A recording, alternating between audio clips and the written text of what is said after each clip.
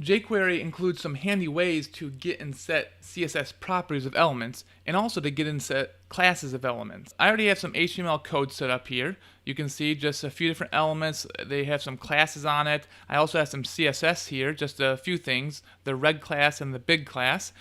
And then I've already started an action for a button using jQuery. We have the jQuery selector to select the button, and then I've added a click event, and then I'm just about to put in what happens when you click the event. And I'm going to show you how to work with CSS and classes. First, if you need help adding jQuery to your project, you can check out my Getting Started with jQuery video. So first I'm going to show you how to get CSS properties. We can use the CSS method. And we're going to get the font size property. So I've selected the paragraph. Now this is just going to give us the font size of the first paragraph element. And we want to display that, so let's put it in the console, console.log. So we selected the paragraph, .css, and we're going to get the CSS of font size. So I'm going to click here, and you can see in the console, 16 pixels. So this is in camel case, but you can also put it how you would normally see in CSS with a dash here. And then if I click there again, it's just going to show the same thing, 16 pixels. Now we can also select the paragraph tag with the big class. And 36 pixels, because it's bigger. Now let's take off the console.log, because instead of getting the property, we're going to set the property. We pass in two things, the class name font size, and what we're going to set it to. Let's set it to 100 pixels. So now big is going to be even bigger. Click the element. Oh, it's even bigger. It's 100 pixels now. So you just do .css.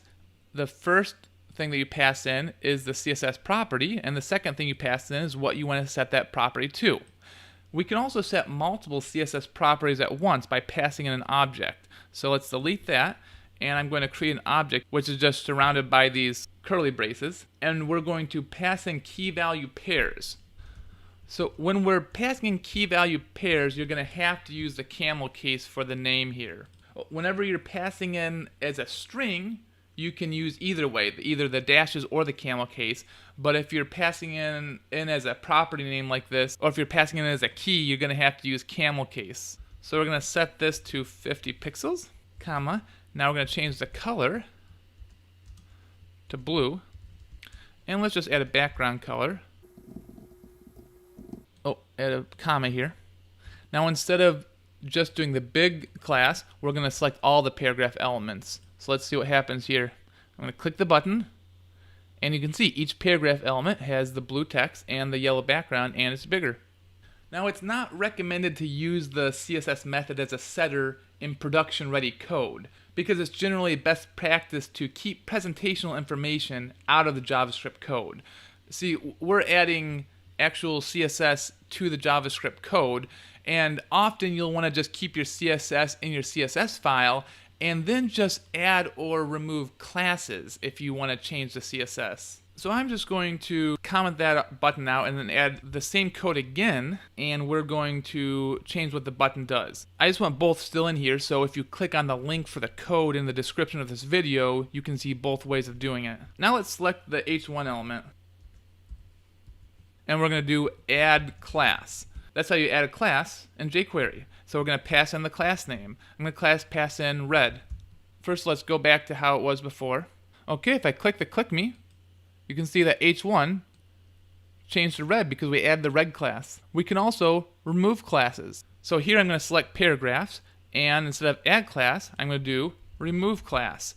And instead of removing class red, I'm going to remove class big. So I'm going to click the button, and you can see the paragraphs aren't big anymore because the big has been removed from every paragraph tag. Only one of them had the tag to begin with though. So another thing you can do is toggle class. So let me show you that.